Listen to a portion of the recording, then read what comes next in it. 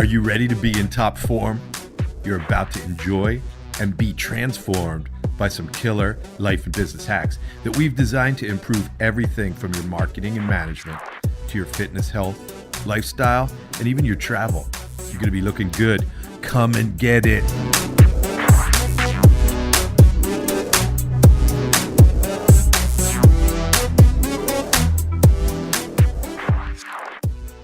Organic foods.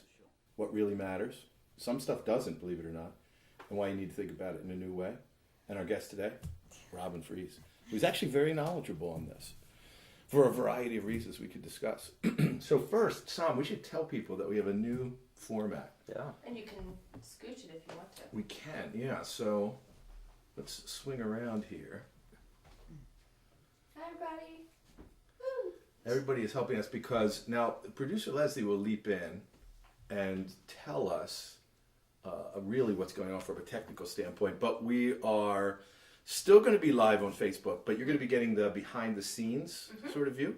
And really from now on, the video part and the podcast are going to be produced and edited sort of more elaborately. Yeah. So that we could bring people like a really polished, interesting, fun We tried to go more high tech on the live side. Yep. It didn't work out so well. Yeah. So now we're going more low tech on the live side, but more high tech on the back end. But in part, it wasn't anything that we did or didn't do. It's Facebook wants you to shoot this using your Using your laptop, but certainly your phone. Yep. And so we couldn't bring you the sort of quality of production. We couldn't do any post production. No. We just had to shoot it, and it compressed it and made it look sort of sloppy. And we've got such beautiful colors today in today's show that we And we're want you to shooting see. with 2 cameras today. Well, really, 3. 3. Yeah. It's a 3-camera shoot. That's special. I'm not sure the 3 way to camera, look. 1, 2, 3, 4 lights. So Facebook Live, if you happen to be around on Sundays, we're going to record multiple shows on the Sundays that we're on, and you're welcome to come and have kind of behind the scenes look and get a jump on it. But we're going to have some really, really cool video content for you. So today we are really honored to have Robin with us. Robin, I know you are by professional training a lactation consultant, but as a result of that and your interest in human nutrition and in infant nutrition, you've really developed a lot of background information on nutrition generally, but specifically on organics. So we want to talk about that. And you have 2 really cool resources for us today. We're going to go beyond these, but tell us a little bit about these 2 lists, who produces them, how people can use them. So the Environmental Working Group is a consumer organization that's independently funded, and they report on and help analyze different products, both food and cleaning products, and they have a view, by the way, I cosmetics think. and suntan lotions. They have a view that pesticides are bad for human consumption. Right. And well, they want their reporting so that you can make an informed decision about what you want to put on your skin or eat, and know that sometimes, if it's a product that they rate as like a D or an F, that might be very harmful.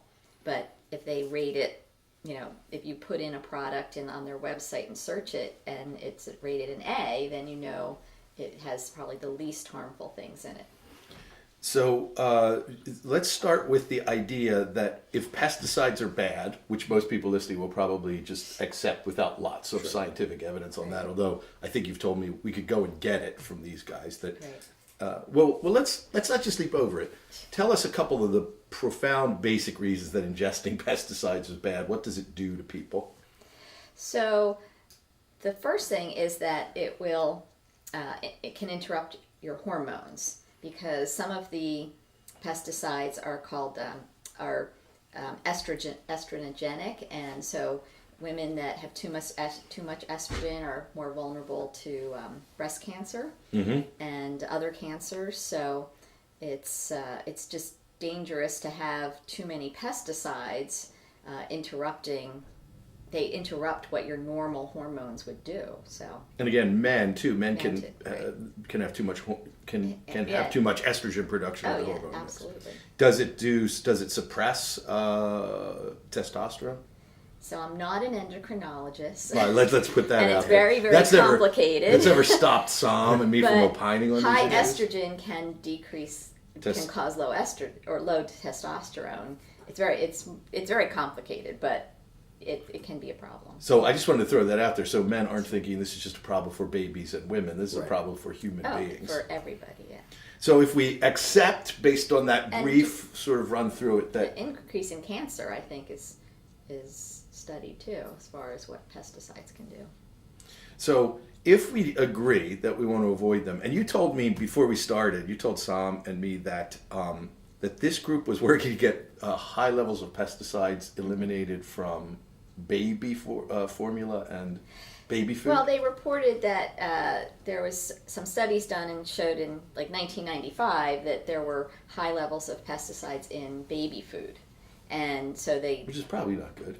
So there was obviously action taken, and so the top 3 that were the most dangerous were taken out, and that they conformed to baby food industry, I guess, conformed to what the standards were for the FDA, but this group is saying that there are standards in Europe that are much higher, and so our baby food that's non-organic is still probably containing some pesticide residue that's beyond what even other countries. And that's pretty enlightening, because baby food is something that is fairly processed, and the pesticides are still making it through. Right. Yeah. Washing doesn't always not doing the take trick, it. right. So. But I think that goes to this, right? Well, so there are some things that are much more dangerous, and some things that can be eaten that are non-organic, but Right. with proper precautions can be eaten without much worry about pesticides. Well, so the other thing about pesticides, is that when you put a pesticide on a plant, it is like a antibiotic for that plant. It's protecting the plant against things that would kill the plant or challenge the plant. And so when you do that, you weaken the plant's own ability to create compounds to fight off infection or to fight off the pests that the pesticides are helping the plant do. And when you have organic ways of protecting plants, or the plant is an organic plant, there's actually higher levels of nutrients in the plant. So if you're eating a strawberry for its health benefits, and you eat a non-organic strawberry, you're getting a lot of pesticides, and the actual compounds that make the strawberry healthy aren't as abundant. Well, and to the extent that you could tell this from taste, and I don't know if you can, I recently had the experience of pulling some carrots out of the garden at the end of the year and eating them side by side with some carrots that I bought at the store. And the color and the flavor and the texture were like 2 different things. The carrots from the store were these mushy, sort of pale orange, and they didn't have flavor.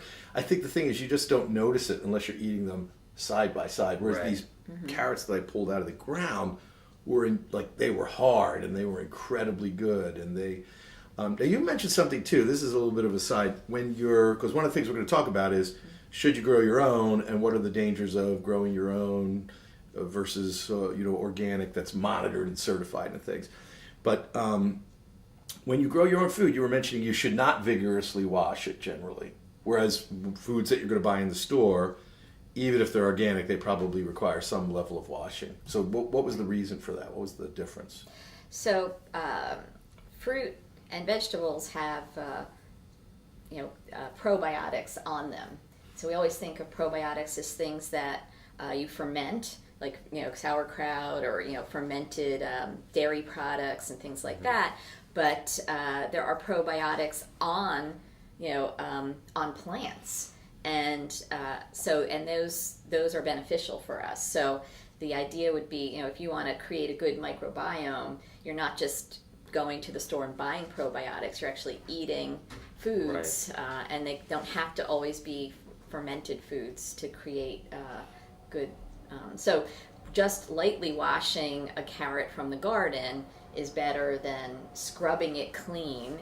And if you know where it came from, then it's safer. You don't want to, and organic vegetables that you got at the farmer's market, again, if you know where it came from, then you might be comfortable with that. So we grow here, meaning at our house, we grow lots of things that you wouldn't want to buy that weren't organic. So we grow raspberries, and we grow strawberries, and we grow peaches, and we grow apples. And almost all of those things, and we're going to get to these lists in a little bit, are on these lists of things that would be dirty if you weren't buying them organically. So we grow them here, and we don't spray them.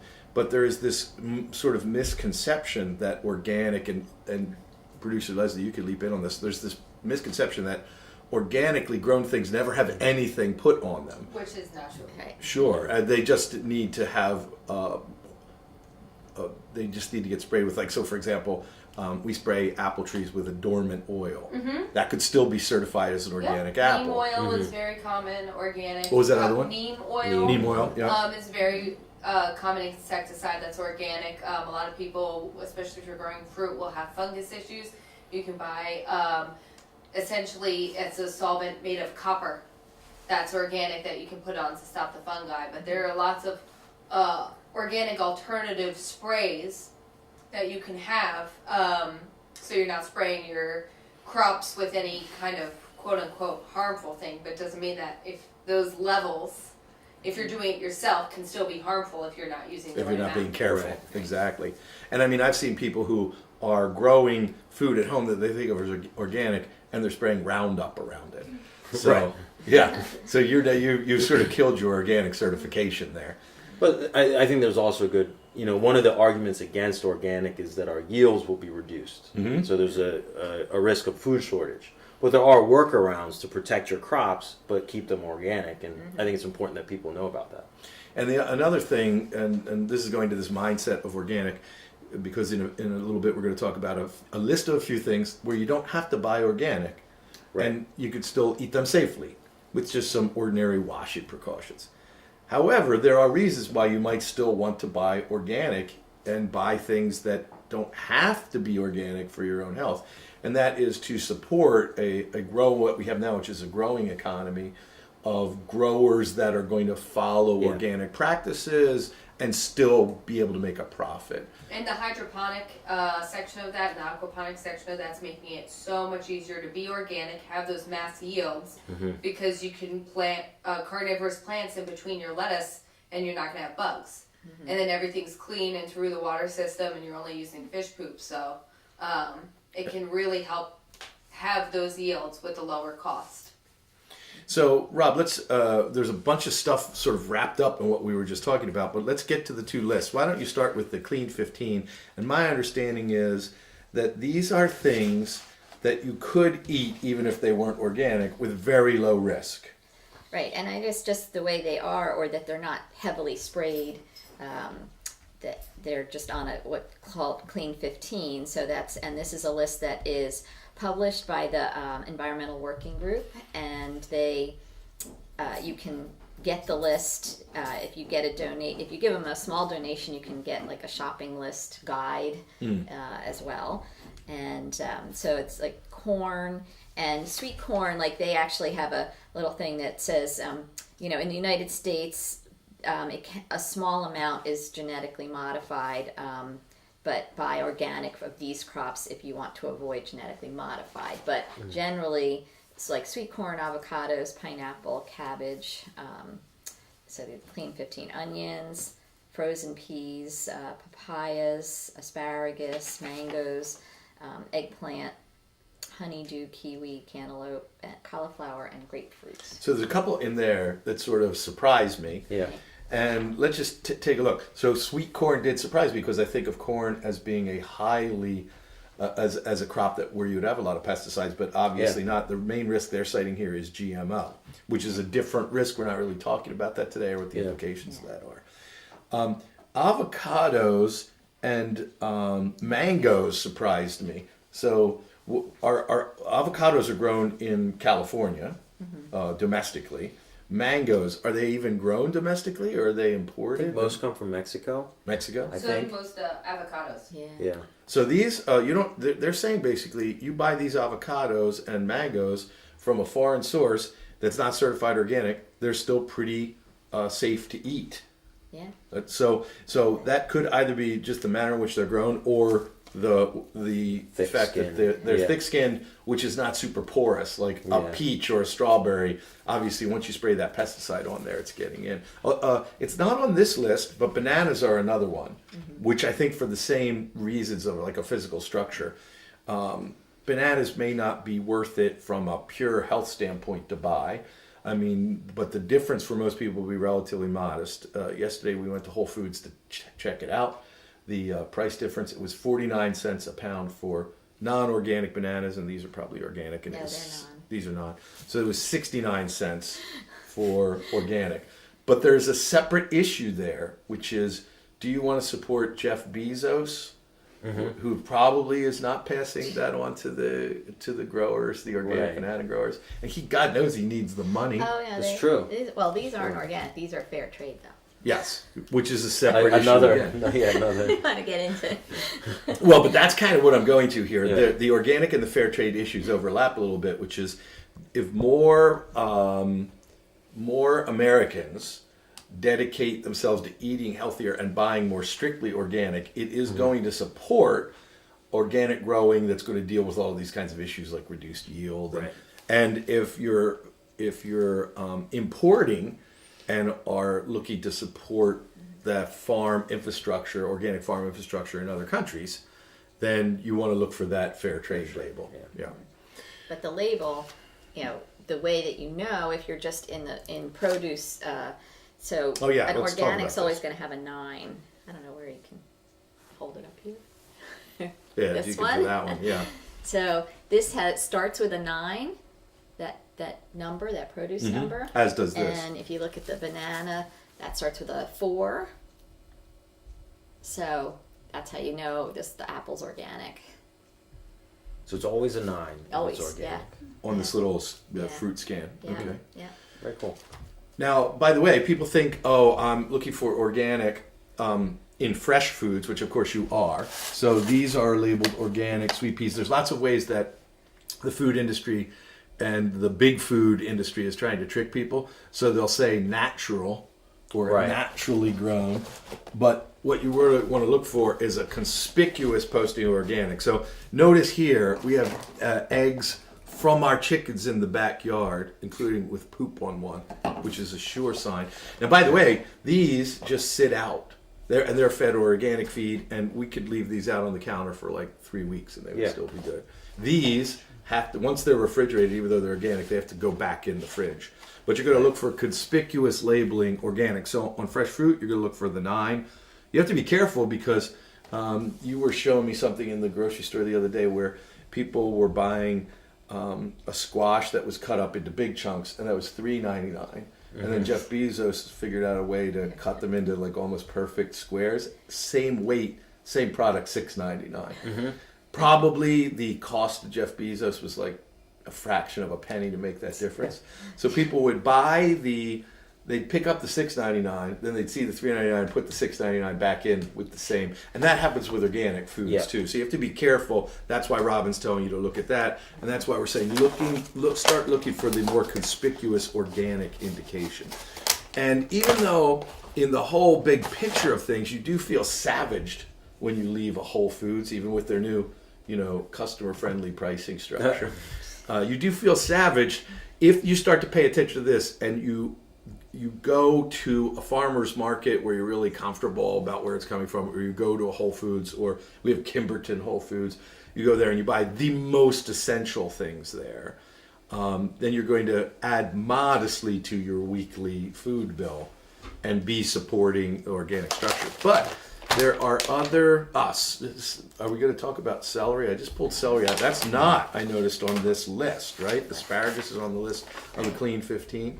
Oh no, it is. Is celery it's on there? not on the. Yeah, that's going to be over on the other It's side. on the other side. Well, we'll get to that in a second, but be looking for packaged foods too that are certified as organic or contain organic ingredients. So it's not just your fresh fruit where this can matter and make a difference. These are organic apricots. So I travel, and this is a big package with lots of little packages in it, and then this is a mini fig.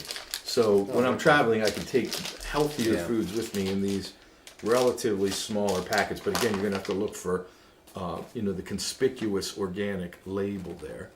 Also, if the aesthetics of your food bother you, sometimes people think, well, look, the organic food that I'm getting in those stores, organic growers are paying more attention to this and looks good. Yeah. These, though, will not be the bright orange that people think of a dried apricot. They're going to be a dirty, poop-colored brown, so you have to sort of brace yourself for that. Not everybody likes eating a little tiny brown turd-like shaped thing. I don't know why. I'm good with it.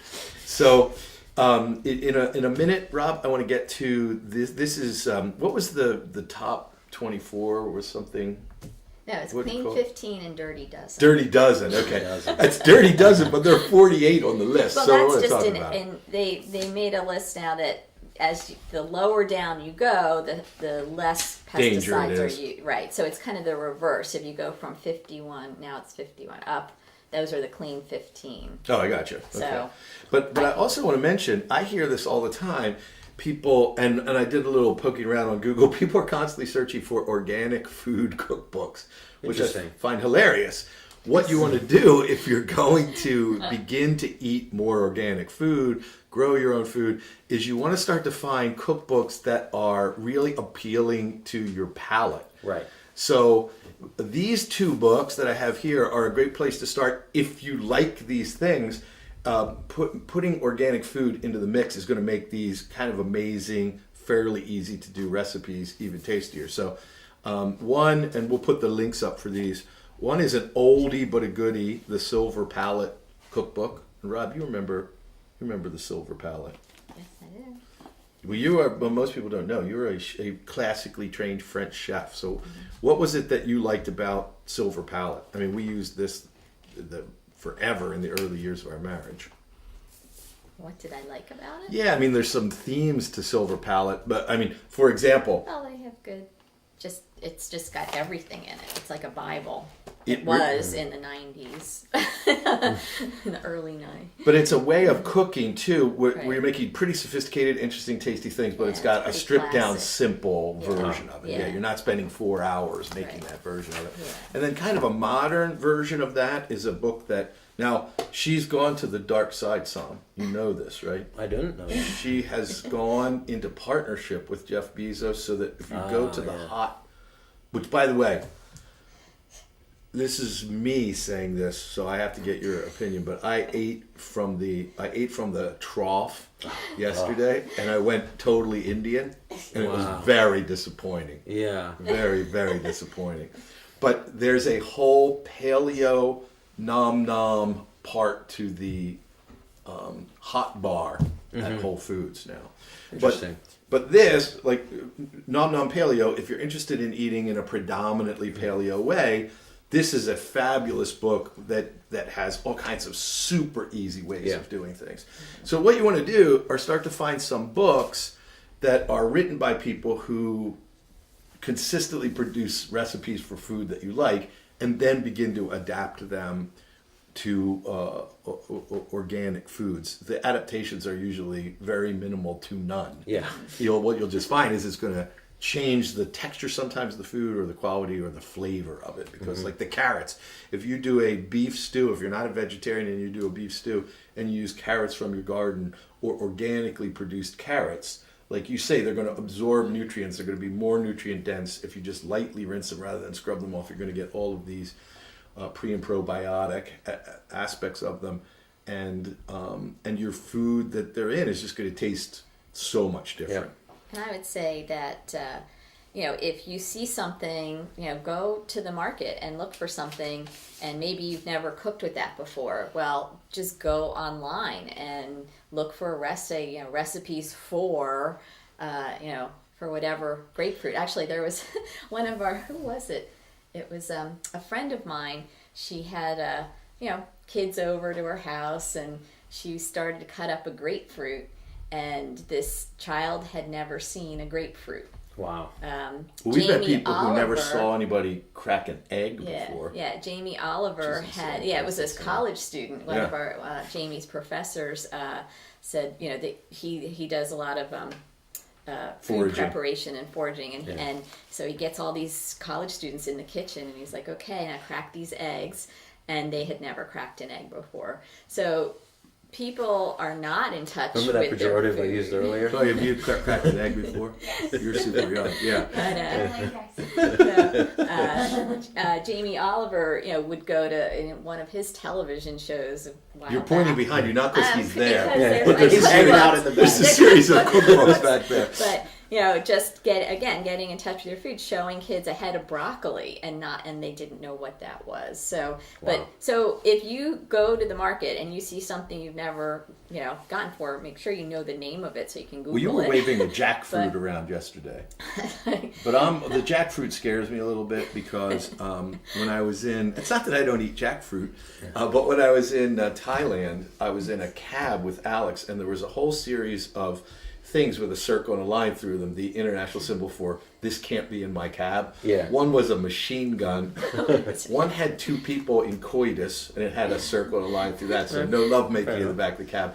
And then another was the jackfruit. So I'm just saying, if the jackfruit gets lumped in with coitus in the cab and machine guns, I just want to be super cautious bringing one home. We grew up eating jackfruit. Yeah, well, the jackfruit is delicious. Yeah.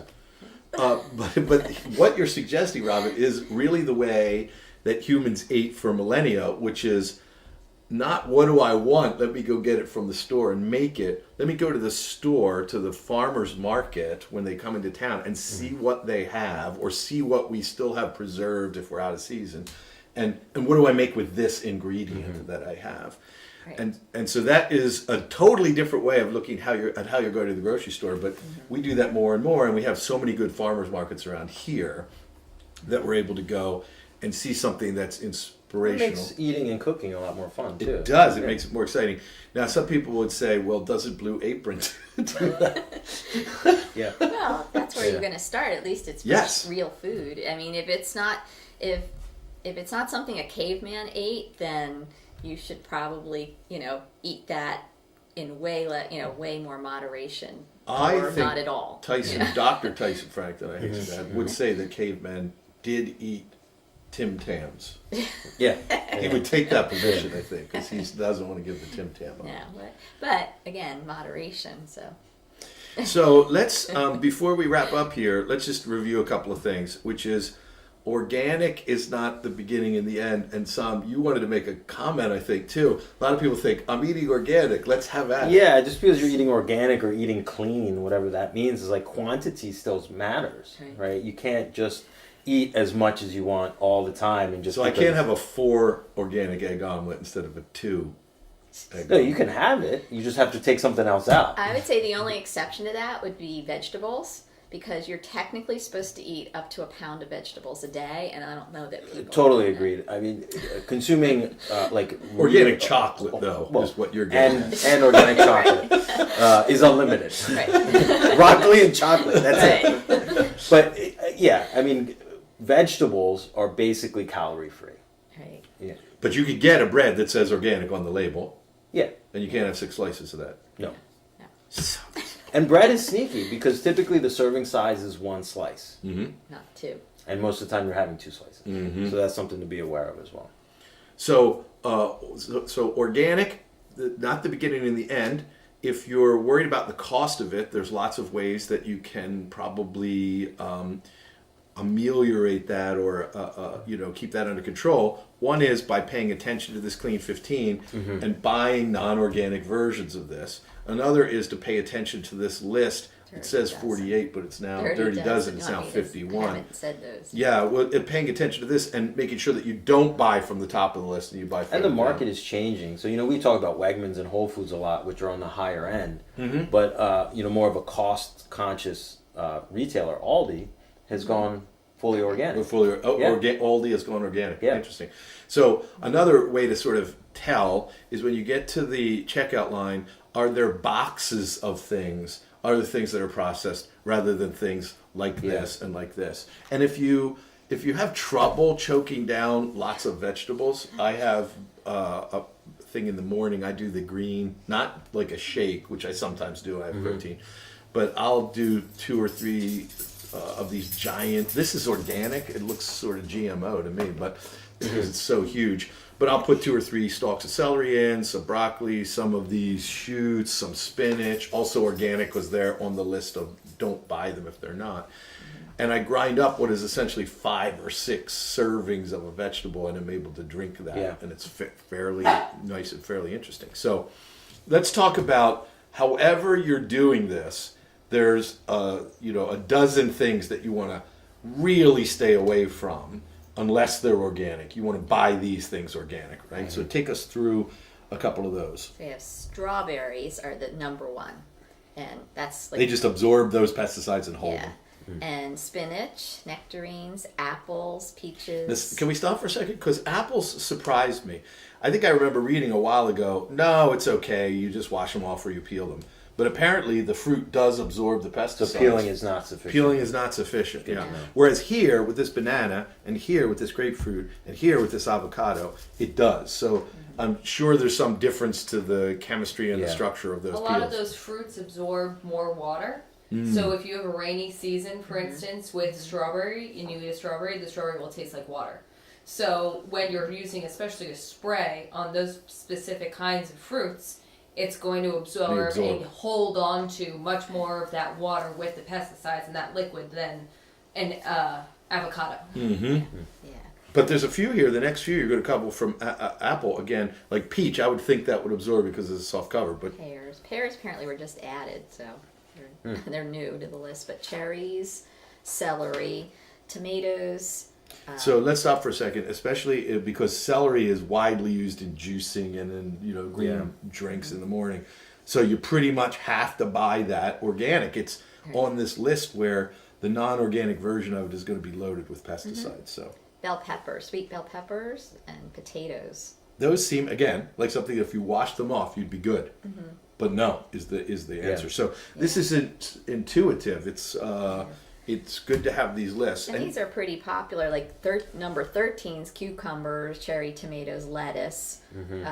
Blueberries, domestic blueberries are worse than imported. So Interesting. yeah, kale, like greens. Hot so, peppers. Yeah, yeah. So now from here you start to get like I would go on to plums, tangerines, and raspberries. So they're 22, 23, 24. I'd stay away from them. And raspberries, you can understand why. Again, it's got that soft outside, so if it gets sprayed. right. But from here on down, I sort of am pretty comfortable buying non-organic. I would just be careful. So let's run down some of these where you probably could eat non-organic.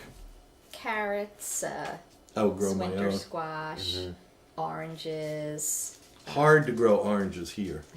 Yeah. Summer squash, green beans, imported green beans, domestic snap peas. Oh, that got cut off. I don't know what that might be the banana. That looks like banana, yeah. That might be. That was number. But probably in a place where you 30. can, Yeah, like 31. Then you have, like green onions, which were we had scare about green onions earlier. What was that like last year, 2 years ago, where they were. That was an E. Contaminated. coli contamination. Yeah. So just wash them Just really well is the washing them, bottom yeah. line. Yeah. Watermelon, mushrooms, sweet potatoes, broccoli. Broccoli's 36 on this dirty dozen, so it's kind of getting close to the ones that are. And again, okay. some of And these, then if the you rest look at are them- these are the same. Start The with 15. With the other, 15, yeah. So broccoli's right 16 on the. And some of those, you look at organic. If you were in the market and you looked at organic and a non-organic certified broccoli, is the price differential one that matters? I mean, it might be. If it's a big gap, I'm going to buy the non-organic broccoli. If it's a Right. reasonable gap, but there are other things like eggs. Something else, just to alert people to, that doesn't go to the organic certification, because you can get organic certification and have chickens that aren't running around on the grass. But what you really want, and there's not a giant gap, like it looks expensive to pay $5 or $6 a dozen for eggs when you can get them for $1.29. Yeah. But the stuff you get for $1.29 is not. I think good. eggs is one of those things, again, it's subjective, but is observably the biggest difference between organic, non-organic, non-organic and free range. Yeah, free range. The color of the yolk, the texture, the size, the quality of it when you start to mix it, it just seems, again, it's subjective, but observably the most difference. And I eat a lot of eggs, but most Yeah. people aren't eating 3 or 4 eggs a day. Most people are eating a couple of eggs a few times a week. Yeah, So the yeah. cost differential in having this vastly nutritionally superior. I would argue if you're eating that many, I'll typically eat 4 to 6 eggs a day. Mm-hmm. So it's even more important for me to have high quality eggs. Yeah, I'm just saying for somebody that only eats a couple eggs every now and then, you just do it. Yeah. Because Yeah. for somebody that eats a lot, you're gonna do it Yeah. because you don't want that. And I would say for meat, like you said, chicken, beef, I would go for the healthiest beef and fish possible. I mean, if you're going to eat more vegetables and eat smaller portions of meat. But if you're going to eat meat, you should buy like the best quality you can afford, and just eat less of it than to eat. Because just again, hormones that are in industrial beef are just as bad as these hormones that are in vegetables, and so grass-fed is the way to go. Well, you're getting- organic grass-fed. With non-organic fruits and vegetables, you're having an indirect effect on hormones. But with hormone-injected beef, Right. you're getting those hormones just right into your Yeah. body. So hopefully this has been helpful in figuring out a way that you can eat better, cook better, enjoy food more at a modest additional cost, and also be thinking about what are how am I serving the ecology and the environment and the growers of these foods in a more systematic way, just by dedicating yourself to buying more organic food, even though Jeff Bezos is going to peel off a substantial piece of the profit and try to keep the farmer down. Jeff Bezos is the new man. It used to be your grandfather in But, the NSA. I mean, that said, make sure you click on our affiliate links. Yes, that's right. Be sure to click on our Amazon affiliate links.